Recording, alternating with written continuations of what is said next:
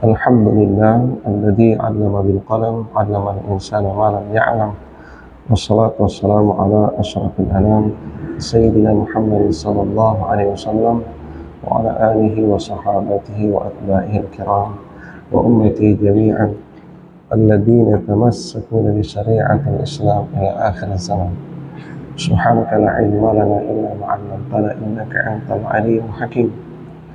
اللهم علمنا علما ما ينفعنا وانفعنا بما علمتنا وزدنا علما نافعا وعملا صالحا ورزقا طيبا. اللهم إنا نعوذ بك من علم لا ينفع ومن قلب لا يخشع ومن نفس لا تشبع ومن دعاء لا يسمع ومن هؤلاء الأربع. وصلى الله على سيدنا مولانا محمد وعلى آله وصحبه وبارك وسلم تسليما كثيرا والحمد لله رب العالمين. قال المصنف رحمه الله تعالى ونفعنا بعلومه في الدارين. ولذا قال شيخ الإسلام كما في الفتاوى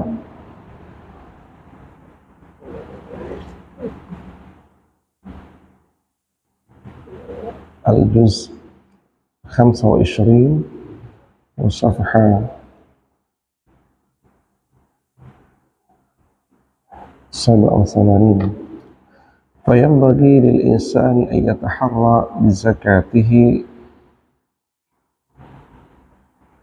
المستحقين من الفقراء والمساكين والغارمين وغيرهم من أهل الدين المتبعين للشريعة، ومن أظهر بدعة أو فجورا فإنه يستحق العقوبة بالهجر وغيره والاستتابة، فكيف يعان على ذلك؟ كذلك لا ينبغي أن تعطى الزكاة لمن لا يستعين بها على طاعة الله، فإن الله فرضها معونة على طاعته، فمن لا يصلي لا يعطى حتى يتوب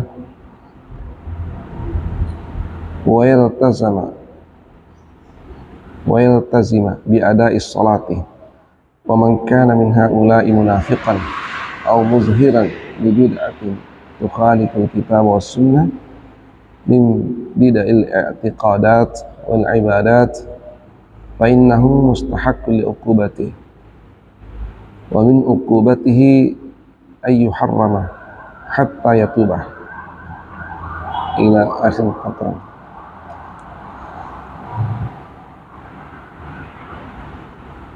Sekarang kita melihat lanjutan penjelasan maghrur kita yang masih terkait dengan jawaban dari pertanyaan hal yajuzu daf'u zakat ilal fasiq wal mubtadi' wa man yasta'inu biha ala al ma'siyah. Apakah boleh zakat itu diserahkan kepada orang fasik, ya, dan ahli bid'ah serta seluruh yang hanya menggunakannya untuk durhaka kepada Allah, ya. Kalau terindikasi tiga golongan ini, ya, kendati yang bersangkutan itu termasuk mustahiqus zakat, ya, bolehkah tidak zakat itu tetap diserahkan kepadanya? Nah, ini terjadi ikhtilaf dan ulama kita sudah menjelaskan, maha guru kita di sini sudah menjelaskan pendapat beberapa ulama dengan hujjahnya masing-masing. Jadi ini kitab ini setiap ada perselisihan pendapat, ya, selalu ditampilkan pendapat-pendapat yang mu'tabar, terutama dari 4 imam besar fikih yang menurut Ahlus Sunnah wal Jamaah semua itu pantas dan patut untuk dijadikan anutan atau panutan, ya. Nah, sekalipun, ya, tetap ada satu di antaranya kita pilih sebagai pegangan dan yang lain itu kita tetap hargai sebagai suatu pendapat yang juga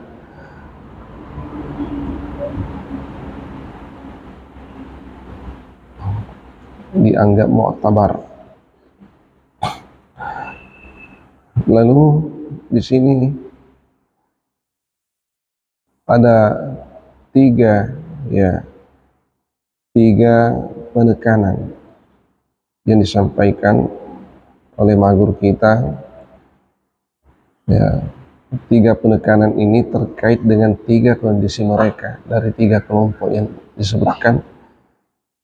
Yang pertama adalah ayyakunu muslimina ta'i'ina mukimina lisyara'i'. Mereka adalah orang Islam yang taat, menunaikan syariat. Ini. Yang kedua ayyakunu min ahlil bid'ah al-mukaffirah. Mereka termasuk ahli bid'ah. Bid'ahnya itu sudah sampai taraf yang mengkafirkan. Jadi tingkatan-tingkatan bid'ah itu juga ada. Kita tidak boleh terlalu ekstrim untuk menghadapinya. Oleh karena ada bid'ah yang tidak sampai pada tingkat mengkafirkan. Itu hanya menodai ibadah dan menodai kejernihan akidah. Untuk sampai pada tahap mengkafirkan itu masih jauh. Bukan itu yang dimaksud oleh maguru kita di sini. Yang dimaksudkan di sini adalah ahlul bid'ah al-mukaffirah. Orang-orang yang terinfeksi dengan perbuatan atau etikat bid'ah yang kelasnya kelas tinggi, yang sudah sampai pada tahap mengkafirkan. Apakah itu boleh menerima zakat atau tidak? Tentu di situ nanti diperselisihkan oleh ulama. Kalau betul sudah sampai pada tahap mengkafirkan, jelas tidak boleh terima zakat, karena zakat itu untuk orang yang muslim. Tu'khadhu min aghniyaihim wa turaddu ala fuqaraihim. Yang persoalan adalah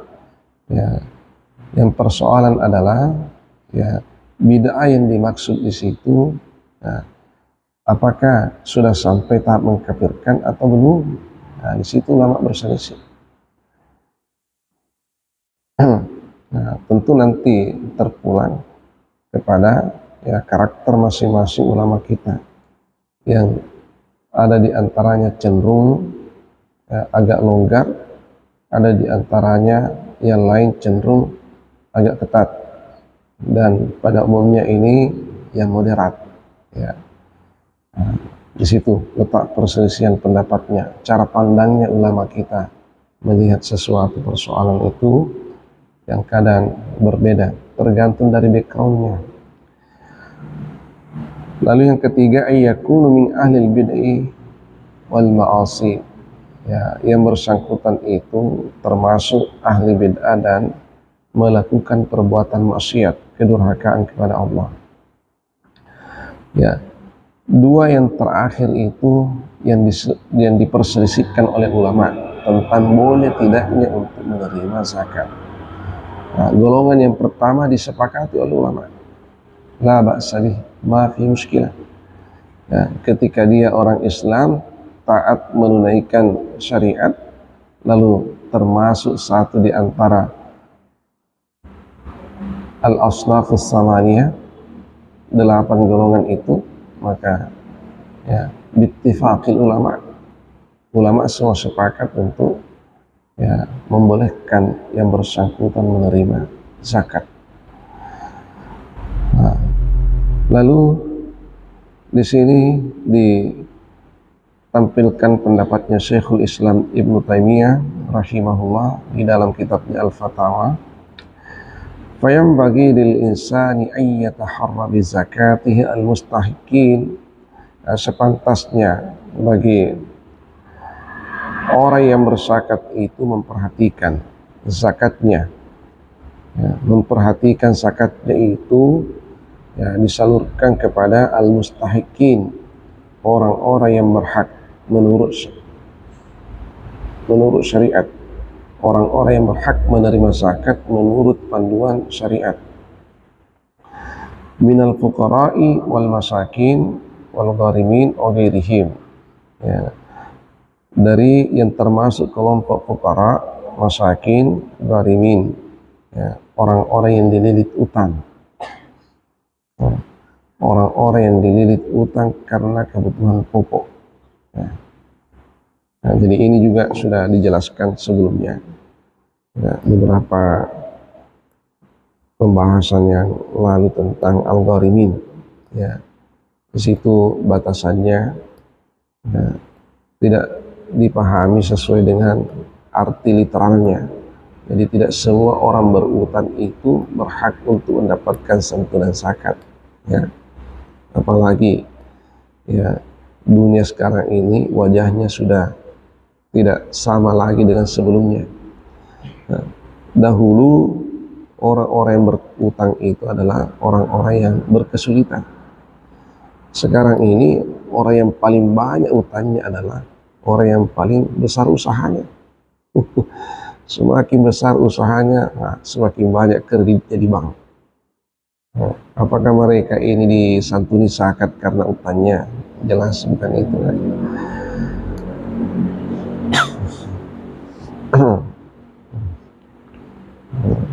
Di abad modern ini kita tidak tahu pengusaha siapa yang tidak ada kreditnya di bank.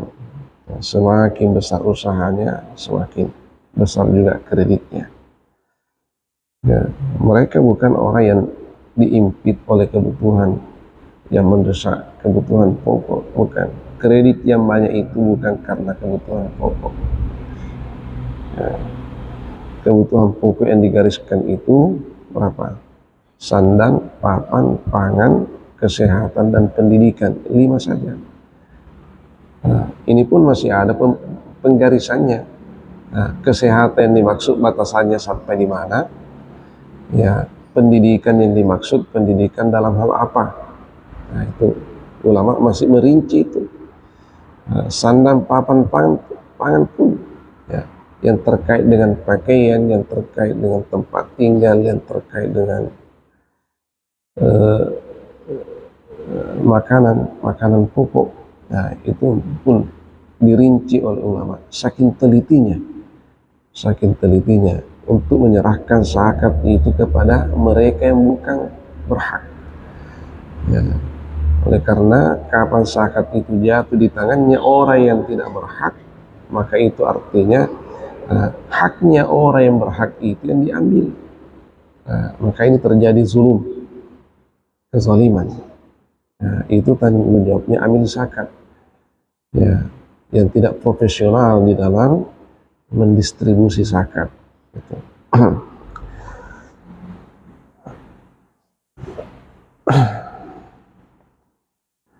Sekarang Syekhul Islam di sini menyebutkan bahwa setiap orang mesti teliti di dalam menyerahkan zakatnya kepada orang-orang berhak. Harus tahu persis siapa itu fuqara, siapa itu masakin, siapa itu gharimin, dan seterusnya. Min ahli din, al-muttabi'in lis-syariah, dari penganut agama ini, orang Islam maksudnya, yang mengikuti tuntunan syariat. Itu artinya apa? Sekalipun dia orang Islam, kalau tidak mengikuti tuntunan syariat, justru menentang syariat, tidak serta-merta zakat itu diserahkan kepadanya. Tidak serta-merta. Di sini terjadi ikhtilaf. Karena sudah tergolong pada kelompok yang kedua atau yang ketiga. Sudah keluar dari kelompok yang pertama. Kadzalika la yanbaghi an tu'ta az-zakat liman la yasta'inu biha ala ta'atillah. Demikian pula tidak pantas zakat itu diserahkan kepada orang yang tidak menolong agama Allah melalui zakat itu.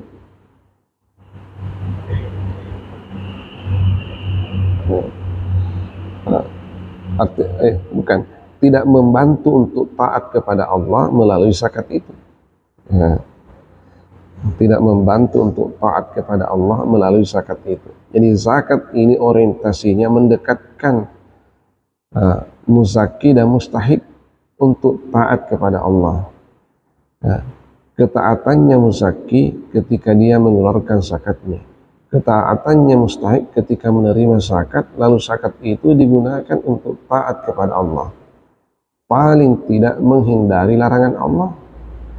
Jadi mungkin sebelumnya adalah pencuri karena didesak oleh kebutuhan pokok, dengan adanya menerima santunan zakat maka dia berhenti menjadi pencuri. Nah itu tujuannya itu. Nah, ini pula yang menjadi hujjah sebagian ulama kenapa ahli maksiat itu tetap dibolehkan untuk menerima zakat. Siapa tahu dengan adanya nanti menerima zakat sehingga hatinya tersentuh, tersadar untuk meninggalkan maksiat itu. Atau tidak sedikit di antara mereka melakukan maksiat karena desakan kebutuhan pokok. Nah, inilah tujuannya zakat, untuk mengentaskan mereka, mengangkat mereka dari keterpurukan yang dipicu oleh persoalan ekonomi. Fa inna Allah faradaha ma'unatan ala ta'atih. Oleh karena Allah Subhanahu wa taala mewajibkan zakat itu ma'unatan, sebagai bentuk pertolongan untuk taat kepadanya.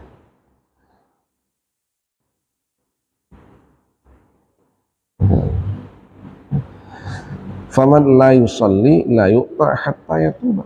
Nah ini sedikit tegas beliau Syekhul Islam, ini sedikit tegas menyalahi pendapat ulama yang sebelumnya ya. Faman la yusalli, bagi orang yang tidak salat, la yu'ta, itu tidak dikasih zakat. Wah ini kalau ingin dijadikan pegangan ya, banyak nanti yang tereliminasi ya. Karena orang-orang fakir kita, orang-orang miskin kita yang secara rutin menerima zakat itu masih saja jauh dari masjid. Makanya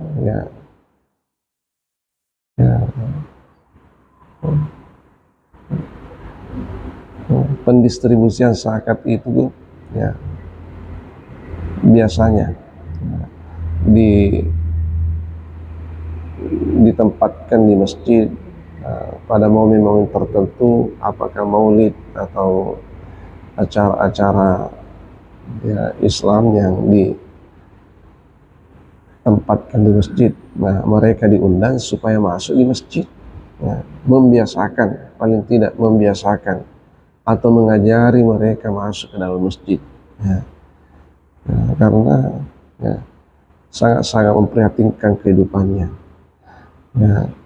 Sudah repot dari segi ekonomi, repot juga dari segi rohani. Pembinaan rohaninya juga repot, ekonominya juga repot.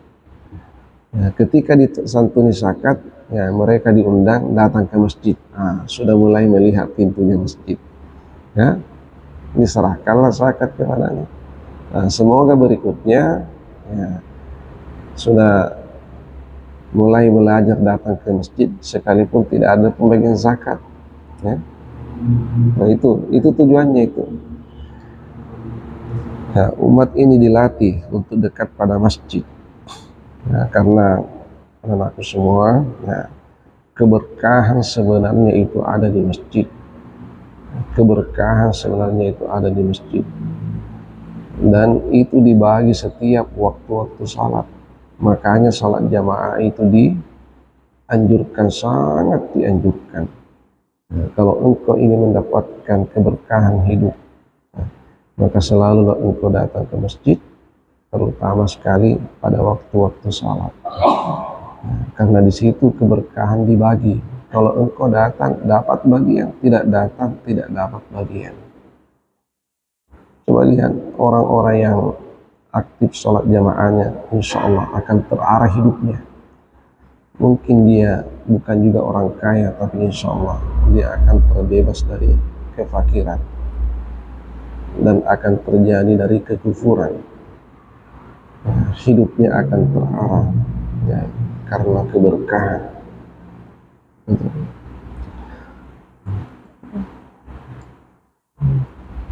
Sehingga ya, orang-orang fakir kita, orang-orang miskin kita ya, diminta untuk dekat-dekat ke masjid.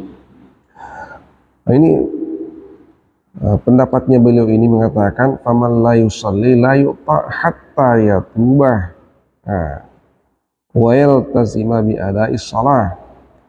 Ya, mereka tidak diberi zakat kalau tidak salat sampai ia bertaubat. Nah, jadi diminta dulu bertaubat.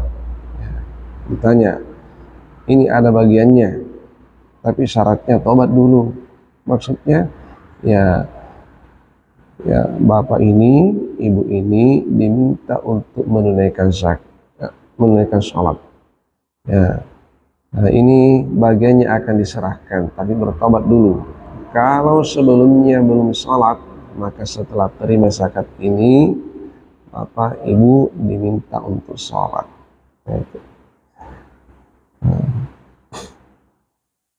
Dan mewajibkan wal tazimu bi adai shalah, mewajibkan ia menunaikan salat.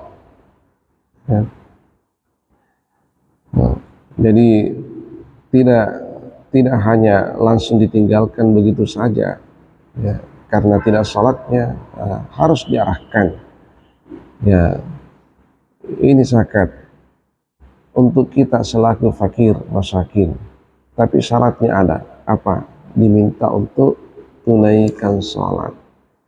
Kenapa? Supaya berdoa kepada Allah, bertobat ya, dari semua yang menghalangi rezekinya datang. Berdoa kepada Allah supaya rezekinya ke depan itu ya dimudahkan oleh Allah. Kalau tobatnya sudah diterima, doanya juga sudah diterima, insya Allah rezekinya nanti akan lapang sehingga tidak lagi diberi zakat. Boleh jadi esok hari ia yang berzakat. Masya Allah. Itu. Jadi ini ada pembinaan. Bagus juga ini sarannya Syekhul Islam. Ada pembinaan, bukan pembiaran. Ya, bukan hanya sekedar diserahkan zakatnya selesai, tanggung jawab amil selesai, tanggung jawab mustahik selesai, mustahik juga selesai terima bagiannya, maka selesailah urusannya syariat ini.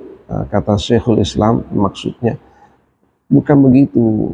Ya, tidak sampai di situ saja, harus ada pembinaan. Harus ada pembinaan. Zakat itu tidak sekedar dilepas dan tidak sekedar diterima, harus ada kesan yang bisa menggiring kedua belah pihak ini untuk taat kepada Tuhannya. Kalau dia ahli maksiat, ya semoga dengan zakat itu berhenti dari maksiatnya.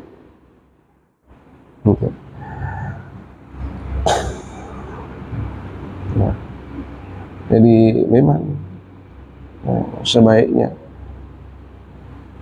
dan seharusnya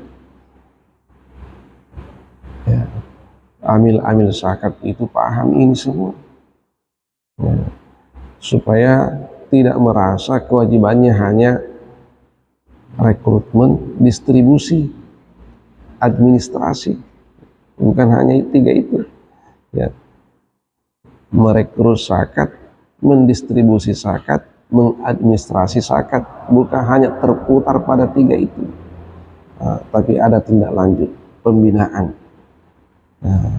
Pembinaan ini ya. Umat yang jauh dari agama harus didekatkan kepada agama melalui zakat. Zakat ini adalah penarik mereka untuk kembali ke jalan Allah. Ahli maksiat semoga dengan zakat ini berhenti bermaksiat. Yang malas untuk ibadah semoga dengan zakat ini menjadi pemicu untuk beribadah. Yang jauh dari masjid semoga dengan zakat ini mereka mendekat ke masjid. Ini tindak lanjut ini. Jadi ada sisi-sisi dakwahnya itu yang terselip Dan bahkan itu sebenarnya faktor utama itu yang utama itu. Ya. Karena rata-rata orang miskin, orang fakir, plus orang yang jauh dari agama. Itulah. Jadi rata-rata orang miskin itu, orang fakir itu, orang yang jauh dari agama. Orang yang jauh dari masjid. Apalagi ahli maksiat. Oh, jangan tanya lagi. Tidak ada ahli maksiat itu ahli sholat jamaah, tidak ada. Ya, ahli maksiat plus ahli sholat jamaah tidak ada itu. Ya, karena tidak bisa bertahan lama, tidak bisa bersanding lama antara maksiat dengan sholat, tidak bisa. Ya, tidak bisa itu. Mungkin ada orang ahli sholat, ahli maksiat juga, tapi tidak bisa bertahan lama itu. Kalau bukan maksiatnya yang selesai, sholatnya nanti yang selesai. Karena tidak bisa. Itulah inna sholata tanha 'anil fahsya'i wal munkar. Kalau kuat sholatnya, maksiatnya lepas. Kalau kuat maksiatnya, sholatnya lepas. Itu. Kalau kuat sholatnya, pasti maksiatnya nanti yang lepas. Kalau sholatnya lemah,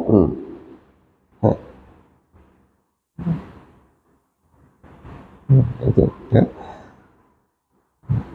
Jadi kalau itu rumusnya. Kalau sholatnya lemah, ya sebaliknya yang terjadi. Tapi kapan kuat sholatnya, maka pasti maksiatnya itu lepas. Bagaimana caranya supaya sholat ini kuat? Ya hadirlah berjamaah. Karena sholat jamaah itulah sholat yang kuat itu. Kekuatannya bukan hanya fadilahnya, kekuatannya juga. Afdalu min salatil fardhi bi 27 darajah. Ini darajah ini tidak hanya diartikan pahala, tidak hanya fadilah ini tidak hanya pahala, tapi kekuatannya itu salat untuk membentengi yang bersangkutan dari maksiat. 27 kali lipat kekuatannya. Dan memang kalau kita lihat orang yang sendiri dengan orang yang banyak, pasti kekuatannya berbeda. Pasti orang yang beribadah satu orang dengan orang yang beribadah banyak orang, pasti kualitas dan kekuatan ibadahnya itu pasti tidak sama.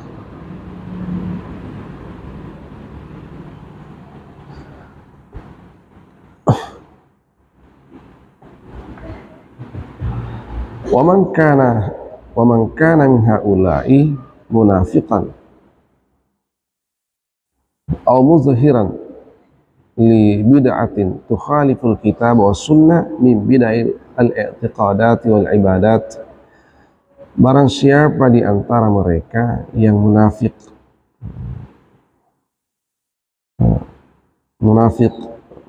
ataukah orang yang jelas muzhiran li bid'atin, orang yang jelas tersangkut dalam perbuatan bid'ah,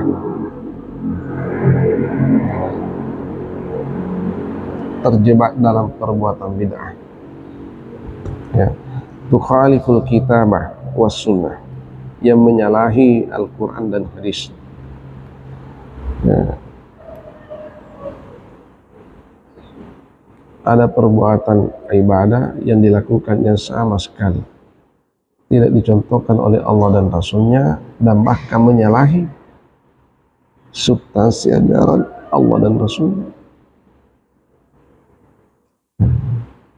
Ataukah akidahnya yang terinfeksi oleh perbuatan bid'ah, ya. Jadi bid'ah itu ada al-i'tiqadat, ada wal ibadat, yang terkait dengan akidah dan yang terkait dengan ibadah, gitu ya.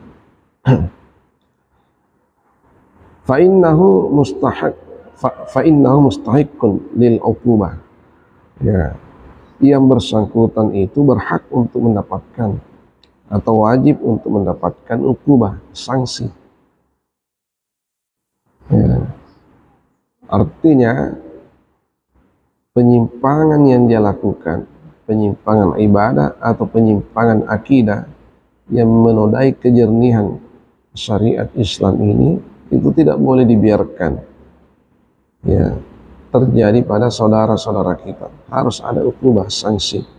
Nah, sanksi ini nanti itu diterapkan, ya, tidak serta-merta secara ekstrim, karena namanya dakwah itu ud'u ila sabili rabbika bil hikmah, itu bil hikmah, cari cara yang hikmah dulu, wal mau'izatil hasanah, nasihat-nasihat yang baik. Nanti yang ketiga itu baru wajadilu billati hiya ahsan. Jadi jangan lampau ini hikmah dan mau'izah hasanah itu. Ya, yang ditawarkan tadi maguru kita ini melalui zakat. Ya, orang yang tidak salat, dia mustahikus zakat, sebelum diserahkan bagiannya, diminta dulu untuk didakwai dulu, disentuh hatinya dulu. Ya, ini zakatnya Bapak Ibu, tapi diminta untuk tunaikan sholat. Ya, maksiatnya mohon kiranya segera bertaubat. Kalau Bapak Ibu bertobat, tobatnya diterima oleh Allah, kesalahan-kesalahan sebelumnya sudah diampuni oleh Allah, jangan lagi lakukan. Jangan lagi lakukan ke depan. Kalau Bapak Ibu sudah sholat, berdoa kepada Allah, semoga rezekinya nanti dilapangkan oleh Allah. Sehingga ya, kemarin-kemarin ini Bapak Ibu termasuk orang-orang yang menerima zakat. Kita berharap ke depan Bapak Ibu termasuk orang-orang yang mengeluarkan zakat. Berkat tobatnya dan berkat sholatnya, berkat tobatnya dari maksiat dan berkat sholatnya dan doanya. Karena kalau setiap tahun terima zakat,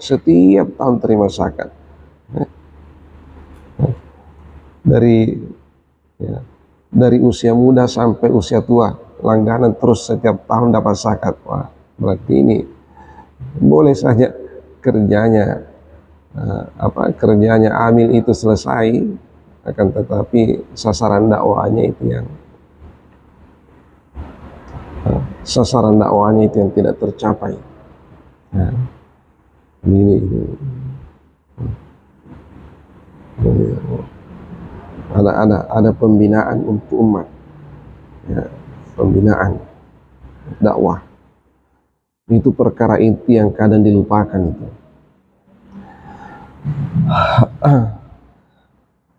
Jadi fa inna mustahiqqul li'uqubah wa min uqubati, di antara sanksinya adalah ayyuharramah hatta yatuba, ya, diharamkan atau tidak dibolehkan untuk menerima zakat sampai ia bertobat.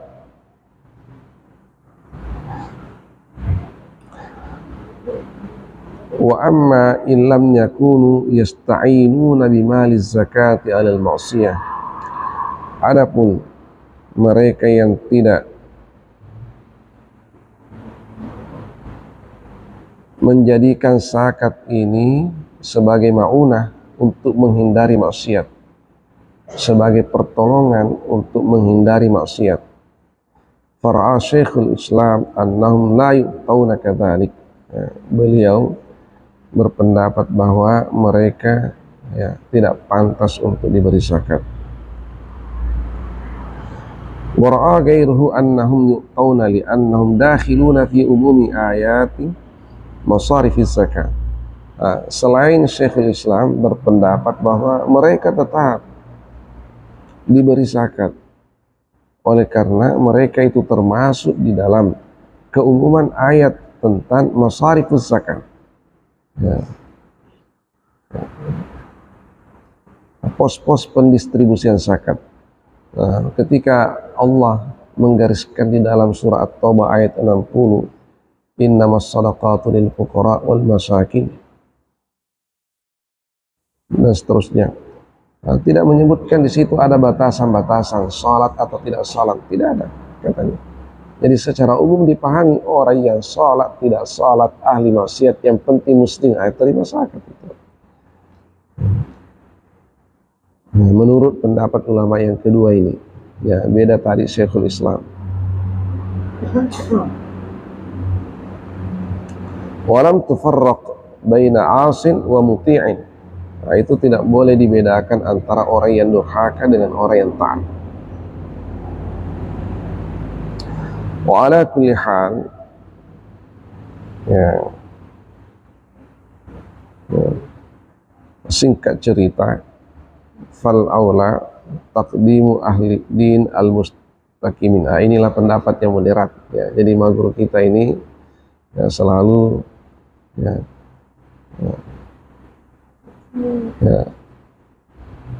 menampilkan pendapat yang moderat di antara dua pendapat yang bertentangan ini.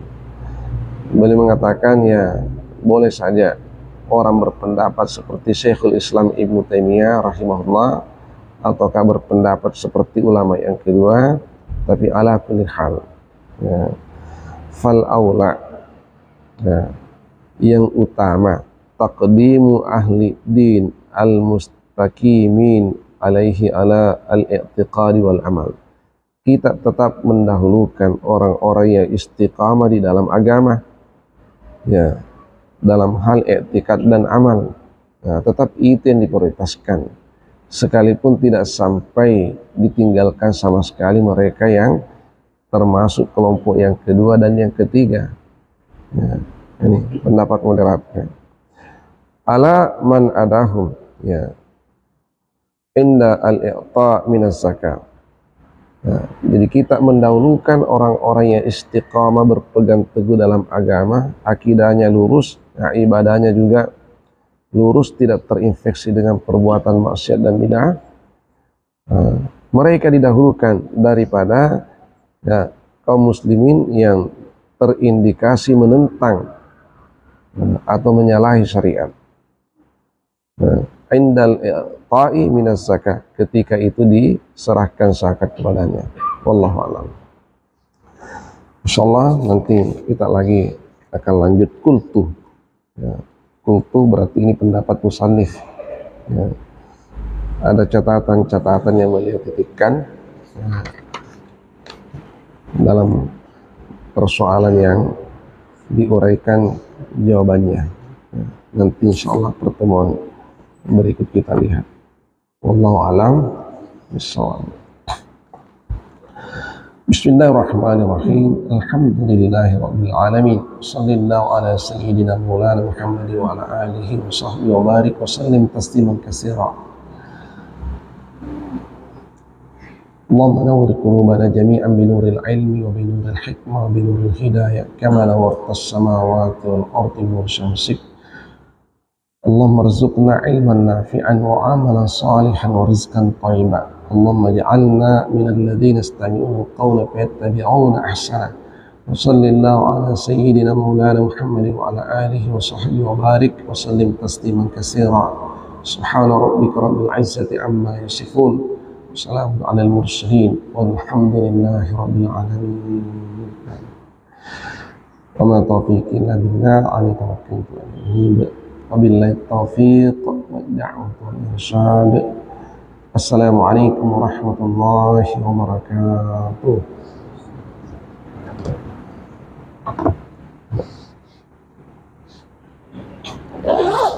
Salat al-isyraq.